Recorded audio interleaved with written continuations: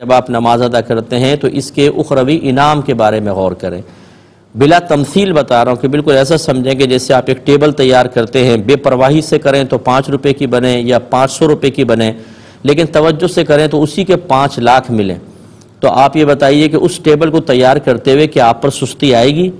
لازم بات ہے کہ نہیں۔ وہ 5 لاکھ کا تصور آپ کے اندر پھرتی پیدا کرے گا، نشاط پیدا کرے گا، توجہ اور استغراق پیدا کرے گا، اور آپ اس کو بنانے میں کوئی تکلیف محسوس نہیں کریں گے۔ انعام سستی، تکلیف، پریشانی کو دور کر دیتا ہے۔ تو پس جو آپ نماز ادا کر رہے ہیں، سمجھ لیجئے یہ اخروی چیک ہیں جن کو اللہ کی بارگاہ میں پیش کر کے ہم کیش کروائیں گے اور جنت کے انعامات ملیں گے۔ تو جب آپ اس طرح کے تصورات ذہن میں لائیں گے کہ یہ نماز کوئی بوجھ نہیں ہے، بلکہ یہ تو آخرت کی نجات کا ذریعہ ہے، اللہ کے قرب کا ذریعہ ہے، عذابات قبر کو دور کرنے کا ذریعہ ہے، ایمان کی حفاظت کا ذریعہ ہے، فحاشی اور بے حیائی سے، برائی سے بچانے کا ذریعہ ہے، میدان معاشر میں عزت اور پل صراط پر ثابت قدمی کا ذریعہ ہے، جنت الفردوس میں اعلیٰ مقام حاصل کرنے کا ذریعہ ہے، تو پھر کیسے سستی آئے گی؟